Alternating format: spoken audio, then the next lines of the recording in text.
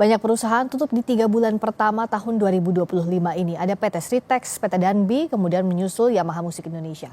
Apa yang sedang terjadi dan bagaimana memastikan para pekerja yang perusahaannya tutup itu bisa mendapatkan hak-hak mereka? Kita ulas bersama Wakil Menteri Ketenagakerjaan Immanuel Ebenezer dan salah satu pekerja PT Danbi International Garut, Risna. Selamat malam, Mas Wamen, juga Mbak Risna. Selamat malam. Selamat malam, saya ke Mbak Risna dulu. Kalau sampai sekarang status Mbak Risna dan kawan-kawan apa? Sudah di PHK atau belum? Untuk status kita sekarang alhamdulillah sudah di PHK per tanggal 28 Februari kemarin. Suratnya sudah diedarkan kepada kami. Oke, setelah di PHK 28 Februari, apa saja uang yang sudah diterima? Untuk saat ini kita belum mendapatkan uang apa-apa.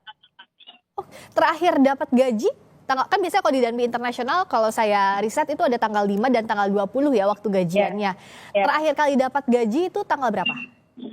Terakhir dapat gaji kita tanggal 5 Februari. 5 Februari, yang 20 Februari itu belum diterima sama sekali. Nah, untuk tanggal 20 Februari itu belum, dikarenakan tanggal 18 Februari kurator langsung menyegel PT Danbi Internasional.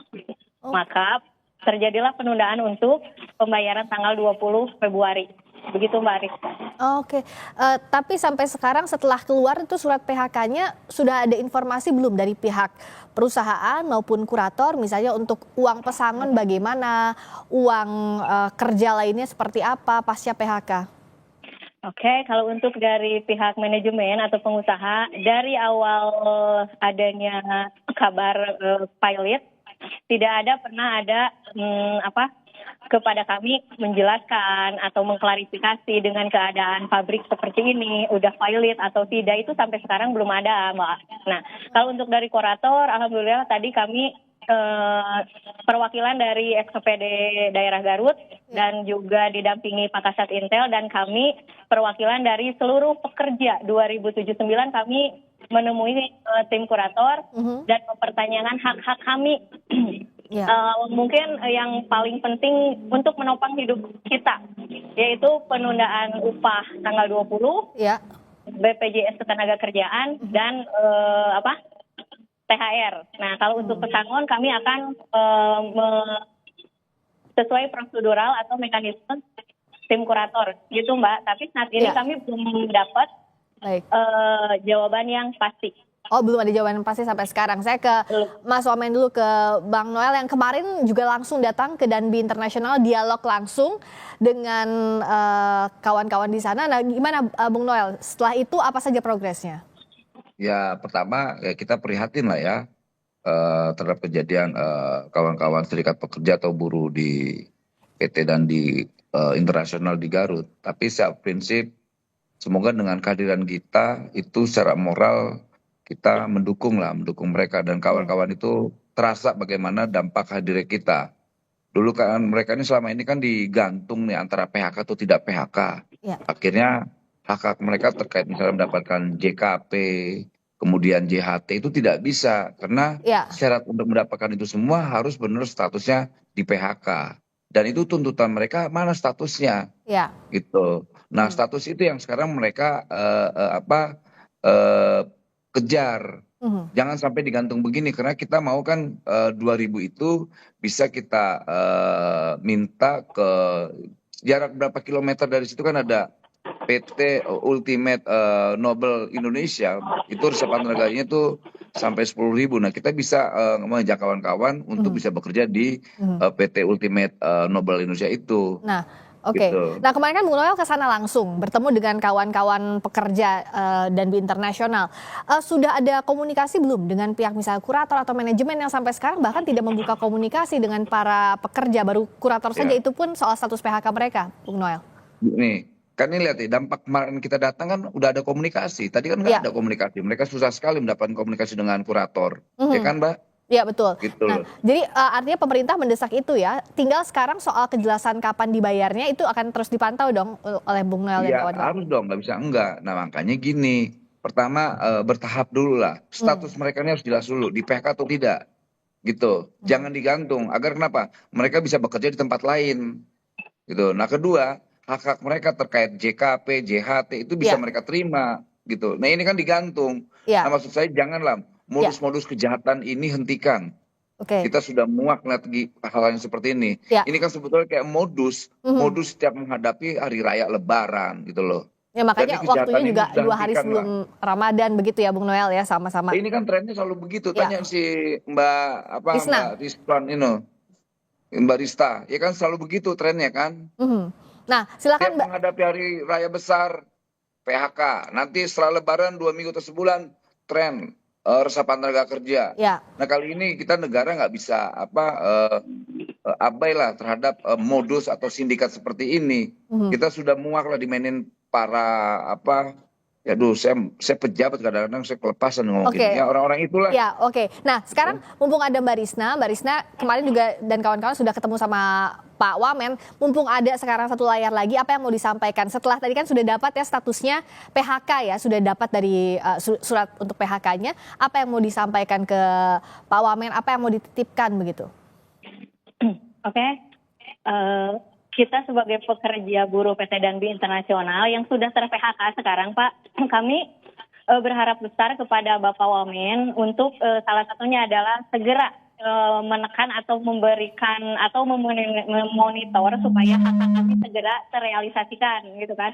Dan terus juga mungkin kami meminta juga untuk segera dialokasikan ke beberapa perusahaan atau PT yang membuka loker untuk kami. Dan dikarenakan kami notaben mungkin udah lama ya Mbak Priska, udah Ya. lama bekerja gitu kan. Dan umur kita udah agak sedikit, udah tua lah kalau kebanyakannya gitu. Mbak Risna Jadi berapa mungkin tahun? Kalau Mbak Risna? sekarang saya 35 tahun. Oh, 35 tahun. Ya, nah semoga kami itu bisa dialokasikan tanpa dibebani atau dengan persyaratan-persyaratan, apalagi kalau dilihat dari umur. Itu sih harapan kami. Pak Wamen silakan dijawab. Ya, itu menjadi komitmen kita untuk kawan-kawan ini bisa mendapatkan pekerjaan baru dengan tanpa syarat terkait misal umur-umur tadi, kedua ijazah dan sebagainya. Syarat yang harus diberikan oleh perusahaan adalah bisa bekerja atau tidak, itu doang, dan masih punya energi atau tidak. Jangan sampai akhirnya dengan syarat-syarat yang diberlakukan itu secara sistematik membuat mereka makin miskin, bukan malah punya masa depan, karena mereka akan secara psikologis akan terganggu. Umur misalnya kayak Mbak Risa ini umur udah 38, bayangannya udah nggak mungkin dapat pekerjaan nih, nggak ada. Sekarang industrial kita harus menerima kawan-kawan mantan-mantan yang sudah di PHK ini. Kedua, kita berharap juga terkait syarat-syarat itu harus segera dicabut. Karena Ya. ini sebetulnya secara sistematik membuat orang langsung miskin. Ya. Akhirnya umur sekian nggak bisa bekerja, ngelamar. Berapa tahun mereka sudah jadi orang miskin. Janganlah. Nanti kita akan rumuskan syarat-syarat itu untuk tidak dilakukan lagi. Syaratnya yang penting bisa bekerja dan Oke. masih punya tenaga. Dan tadi dijaminkan juga ya Pak Wamen ya, bahwa akan dikawal terus agar hak-haknya semua pesangon, THR, pencairan BPJS Ketenagakerjaan tidak ada hambatan ya. Ya harus dong, jangan tidak. Saya soal ini kan garis merah yang nggak boleh saya langgar ya Ya. terkait keberpihakan ini. Karena kewajiban negara adalah melindungi hak-hak mereka. Ya. Dan kita sudah menyampaikan ke Dinasker setempat untuk secepatnya melakukan tindakan-tindakan konkret agar kawan-kawan pekerja atau buruh ini diperhatikan dan juga diprioritaskan. Selama ini kan problemnya Sritek. Di Republik ini banyak kasus-kasus sebetulnya, bukan Sritek aja. Ya. Ini kayak Dandi. Orang kan nyaris luput nggak ngeliat Dandi, ketika saya datang ke sana baru ramai lagi. Dan untungnya kan tadinya nggak ada PHK di situ, digantung. Ya Ya. kan Mbak Rizka? Ya.